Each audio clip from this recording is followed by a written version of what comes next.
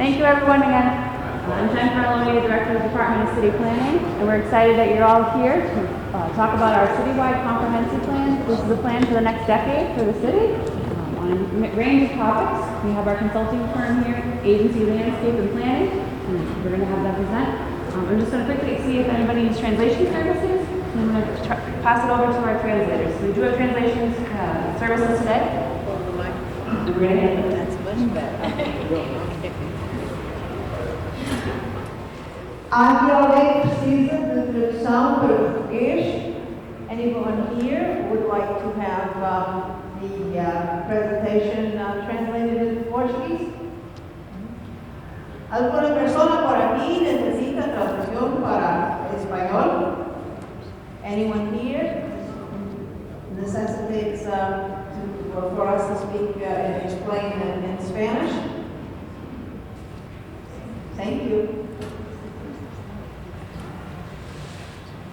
My name is Carlos Almeida, I'm professor of Portuguese and Cape Verdean language at Bristol Community College. I am here to offer my services to translate or interpret in Cape Verdean Creole. Meu nome é Carlos Almeida e é professor de Português e Língua Cabo-Verdiana na Bristol Community College. Estou ali para oferecer meus serviços de intérprete na Creole se alguém precisar de explicar na Creole. All right, so again, I'm going to turn it over to Bree to do a presentation along with Annie as well about our comprehensive plan. Bree, Annie, Thanks, Jen, and thank you everyone for coming here tonight. We're really excited to share some of the progress on the comprehensive plan.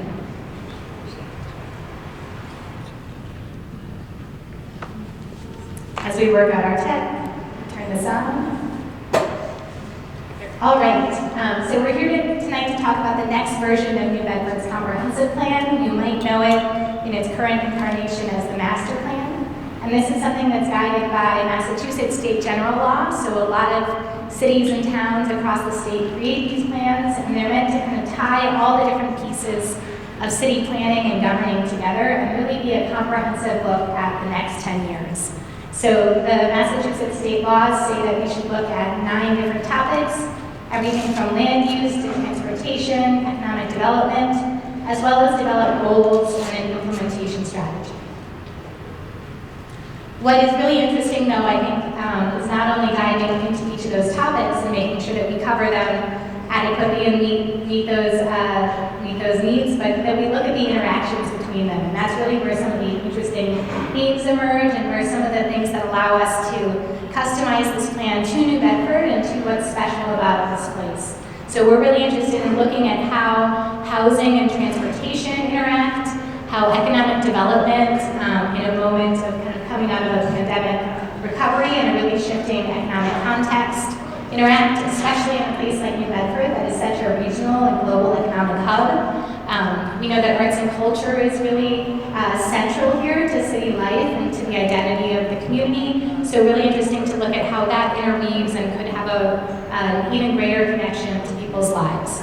So while we're looking at kind of all the rules and regulations that will make this align with kind of the state general laws, what we're really excited about is what the community is saying, what they're telling us, what the steering committee is guiding, and how that's shaping a variety of themes that we'll share with you tonight. This plan is about setting both a shared vision for the future, one that is defined by the city, by the community, and by multiple generations, and kind of the broad array of voices in the city. So we're trying to set a shared vision that encompasses all the different pieces of the plan. And then what we're trying to do is break it down into goals. So those goals let us dig deep into the different topics. They let us really explore housing, which is becoming a really important and central area for the plan. They let us dive deeper into topics of resilience, as well as transportation and those different pieces. So goals kind of let us go deeper. And then what we want to spend time with you tonight is starting to think about how those goals, how those aspirations for the future can start to become implemented, can become real projects that you might see in your neighborhood, could become policies that guide the city decisions in the future, or that could could become programs that you might experience and that might shape kind of different decisions. So we hope that at this point in the process, you'll kind of spend some time talking to us around the room and give us ideas, weigh in and look at what's already been thought of, and then give us some new ideas for actions and projects you might want to see. I want to just take a moment to say hello and let you know who you'll be talking to and hearing from tonight. My name is Marie Hensold. As Jen said, I'm from a firm called Agency Landscape and Planning, and we've been working, I and my team have been working in New Bedford for a long time. We really love working here with the community, and I would say every time we come, we learn something new. The city is constantly evolving and changing, and so it's great to be back and thinking about and looking at all of the parts together. We're joined tonight by team members from HISO Flynn and OPG who are looking at architecture and urban design. So we have Sarah and Odana, who also lives here in the city. So you'll get to talk to some of them as you move around the room. And I'm here with Young and Annie from my team. We also are joined by folks who are focused on economic development, on equity, and on zoning. So thinking a lot about some of those implementation pieces. This, from the start to finish, is really meant to be shaped by the community and different representatives of the community. So we've been guided by a great steering committee. A few of those members I know are here tonight, so thank you. Hopefully you'll see some of your words and ideas making their way into the plan already.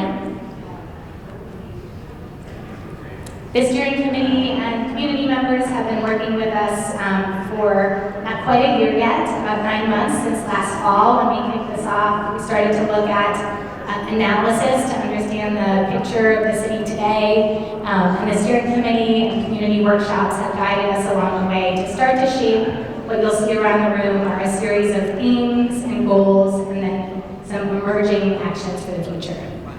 After tonight, we'll have more steering committee meetings and we'll start to document and record and really create the meat of the plan, which we'll then share back with you all over the summer and hope to get more feedback. You can always look to the project website to find those updates, and after tonight there will be a survey hosted online that you could share with friends. We would really appreciate if you would do that so we can get more voices to review this content and give us feedback and help us make revisions in the months to come. That is the www.newbedfordplan.com. I think there are some faces that I recognize from our February 11th community meeting, which was a great conversation with over 100 community members. We really dug into those themes and the emerging goals, so a lot of what the feedback they gave us that day, you'll get to review again tonight. We prioritize different areas of the city for investment too, and so you'll start to see how some of those ideas are landing over on the right side of the room in some different ideas for change and investment. And how that might happen.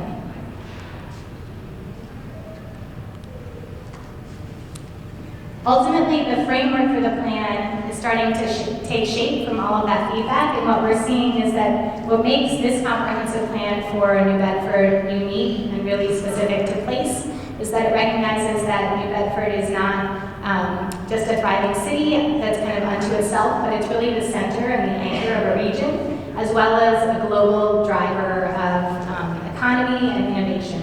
And so it's that history and that spirit and that kind of broad, connected aspect of the city that the plan wants to capture and try to make sure sustains into the future. So we're looking, and you'll walk around the room and see this, we're looking at the plan through the lens of how can New Bedford continue to be a global pioneer in the decades and centuries to come.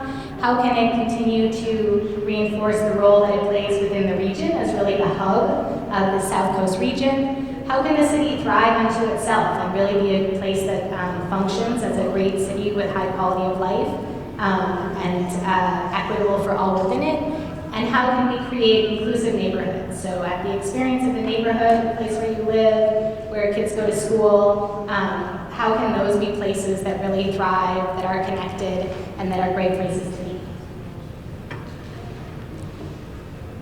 Some of that early analysis that we looked at, I'll just kind of give you a little bit of a skim of what we're seeing in each of those different kind of scales of understanding New Bedford's role. So when it comes to global connectivity, one of the things that's really at the kind of foundation of this plan is New Bedford's strong history and its evolution as a place that welcomes immigrants and continues to do so. Also a place that over centuries and decades has really pioneered innovation. When it comes to being a regional hub, we look to the kind of major innovations in manufacturing and the strong port cluster, as well as the strong role around arts and culture.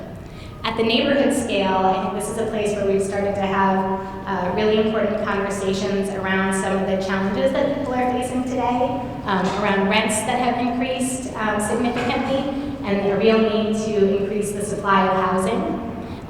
We also know that a lot of the housing stock across the city is really old and aging, and so want to think about how to address that for future generations and make sure that kind of the housing that is here today can reinforce identity, but also be part of healthy long-term investments.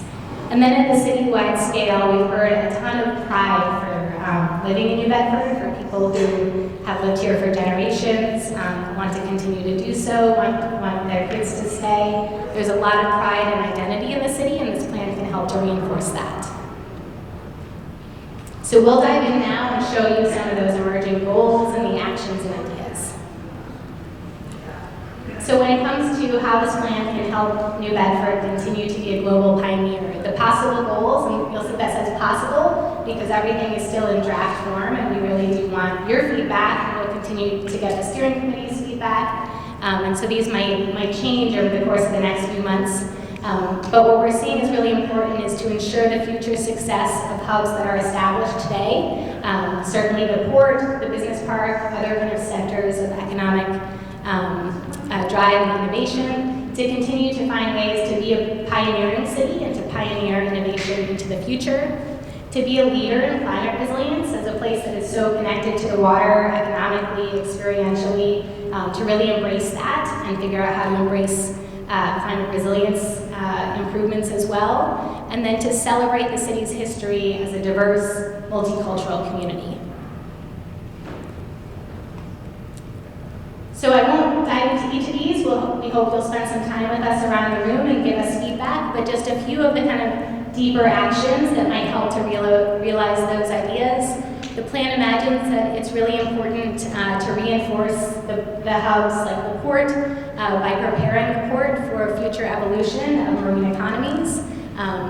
To think about different ways that the economy is changing globally and how New Bedford can be part of that, which means thinking about the broader kind of East Coast ocean economy and where New Bedford can lead there, as well as thinking about the importance of small businesses who have been kind of the heart of the city for a really long time. Looking for ways to lead in climate resilience means leading together hand in hand with the community, so working and listening and hearing what's important to those who are impacted the most. And then celebrating the city's history as a diverse and multicultural community means thinking about arts hubs that are beyond the obvious places. So we've heard a lot from the steering committee and the community about how successful downtown is, and it needs to be kind of reinforced and continue to be invested in, but at the same time, there's incredible other places across the city that could be additional hubs. So think about Acushnet Avenue and other places that could grow as cultural arts hubs for the community. And we see a lot of ideas that are already happening in New Bedford, as well as other places, that can be inspiration and a demonstration of how success could look.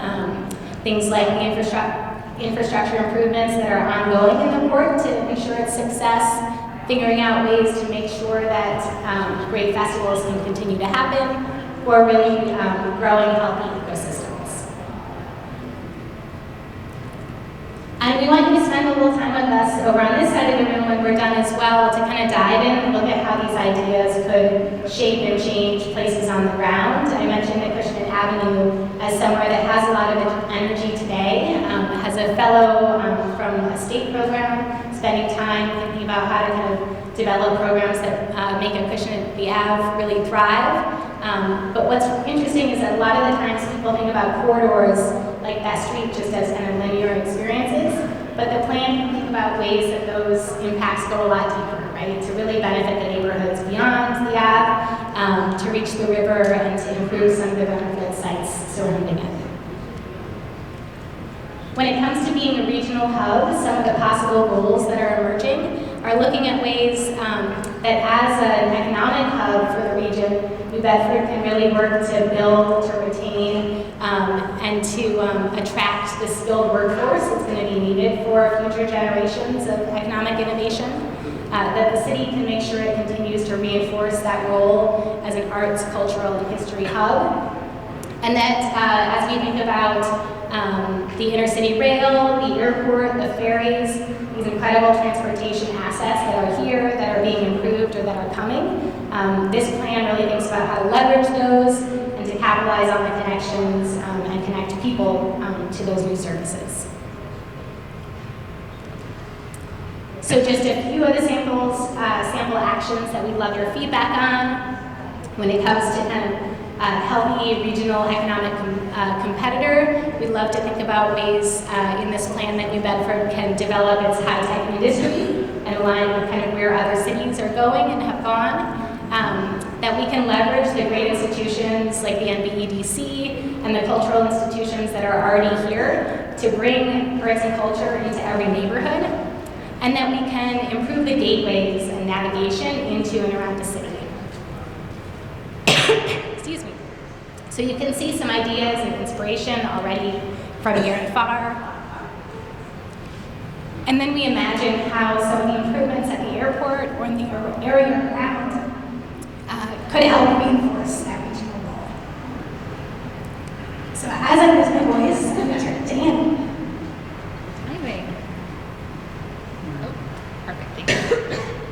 Hi everyone. So moving on to the next scale here, thinking about thriving city. You can see possible goals here that we've been thinking about and that we've been hearing from you all are increasing the overall supply of housing citywide. We've heard a lot about housing in our community events that we've had so far. Embedding resilience, equity, and inclusion into all city departments and initiatives. Building a safe, connected, multimodal transportation network, so accounting for walking and biking and in addition to driving and allowing all of those different modes safely. Promoting a healthy environment for nature and people to thrive, so supporting those natural ecosystems. Reinvesting in public buildings and infrastructure, so supporting those public buildings in the city and the infrastructure that connects them all together. And maintaining a healthy institutional presence in New Bedford, so supporting existing institutions and expanding that role.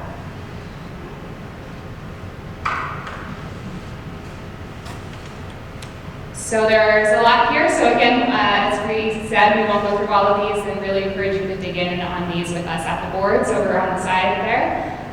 But some of the opportunities here that we'd love your feedback on are ideas around rethinking zoning and density in key areas of the city, increasing tree canopy coverage equitably across the city, so increasing green areas and tree canopy, and then thinking about infrastructure, maintenance, and repair projects and how opportunities to improve those might land in the city. And again, looking to ideas from near and far, thinking about things like the recent successes of the Cove Walk and expanding trails and opportunities to get around the city.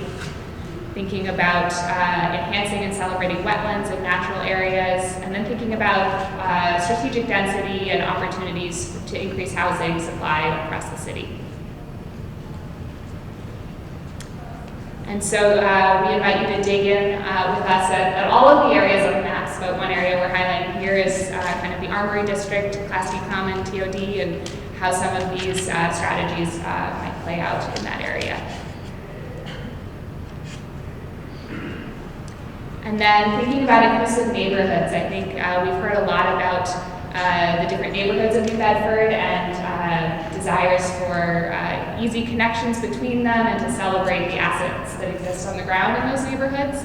And so thinking about on that granular scale, providing housing for all generations, incomes, and group sizes, so really having housing for everybody. ensuring that all neighborhoods feel safe and welcoming.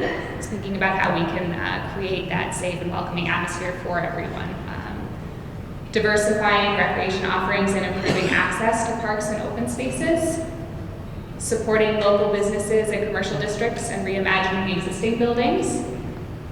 And providing high-quality public amenities, services, and infrastructure. So things like the schools and other public libraries, other amenities that are so valuable within the city.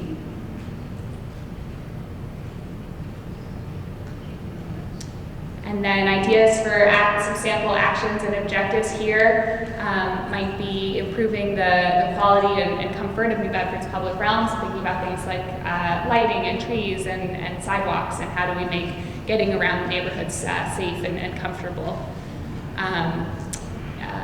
Facilitating new housing production across income levels, we touched on that already, but a topic that's come up a lot in our community outreach so far.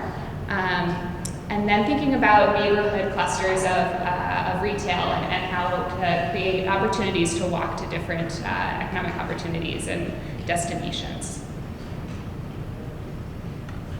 And so looking to the work New Bedford's already been doing, and then also ideas from afar, thinking about opportunities to prioritize pedestrian safety, to activate areas through pop-ups, thinking about the recent standard of appearance for the public realm plan, and then thinking about opportunities to consider zoning on dates that might support easier housing production in appropriate areas. And so we also invite you to comment on maps that are citywide. So thinking at a citywide scale, how can we really support these goals and create these connections and really support equity and opportunity across the city. And so this is a little hard to read at this scale, but this plan is not starting from scratch. This is a map from New Bedford 2020, which was is the current master plan, which was done about 13 years ago in 2010. And so you can see on this map here that the plan identified areas of opportunity across the city. So identify physical areas such as commercial corridors or areas for residential growth and investment. And so we similarly are thinking about all of these strategies on a geographic scale and starting to land goals, objectives, and actions in place. And we'll be thinking about where different areas make sense for each of these strategies to land in the city. And so you can see here, we're thinking about types of places that build on the last plan, but think about current conditions and what we've heard from all of you, as well as the many successful initiatives that have happened since that last plan and a lot of the change that has taken place to achieve a lot of those goals. So thinking about things like centers, commercial corridors, economic production areas, residential neighborhoods, open space and recreation spaces, and gateways. So thinking about how you come into the city and celebrate New Bedford. So encourage your feedback on those types of areas for the city and areas that you value or could be improved. And so tonight's event, we have a lot of different activities for you, and you'll see a board over there in the far corner there that's around visioning. So that's really thinking big about the future of New Bedford in 10 years. We want to hear your ideas around what you see, how you would describe New Bedford in 10 years. What is your vision for the future? So I think those words from you all will help us to define a vision statement to go in the plan, and will help to guide sort of the core of the plan. We have a number of mapping tables. You can see all lined up on the side here. And those have those zoom-in areas as well as a citywide map where we would love to talk about how these strategies land in place. And you'll see we have some illustrations of some ideas so far, but we'd love to talk about areas of opportunity and challenges with you all. All of our draft goals and objectives are on boards along the wall there on the left. And so there you'll see opportunity to help tell us which of those resonate with you most, which of them are you most excited about, and then also suggest ideas for additional actions and objectives and goals, and then also tell us how you think events might happen? What are some ideas? What are some places that you think these are really important? So we'll be over there to be ready to engage with all of you around each of those different topics. And you'll notice they're organized by those themes. So by global, pioneer, regional, hub, thriving city, and inclusive neighborhoods. And then we also invite you to grab some food and drink. And there are some family-friendly activities in the center of the room, a drawing activity and games. And yes, we are really just here to hear from all of you. And I think the last slide here is just that website again, www.newbedfordplan.com, where we really encourage you to visit and see past materials that we have had at prior events and steering committee meetings, and there'll be an opportunity up soon to share the same feedback that you're doing tonight virtually on the website. So we encourage you all to share that link with your friends and encourage people to take a look. And yeah, Jen and Mike's email for questions. Since we got a little small group, if there's any questions at this point, is there any questions before we let you guys go out to our tables? Okay. All right, so we'll have our planning team and the consultants as well as the planning department. And there's also, I just want to highlight, there's a bunch of city departments here for various topics and things that they have going on. So feel free to stop by and talk to all of us. So thank you for coming tonight, and we appreciate your participation tonight. Come on in.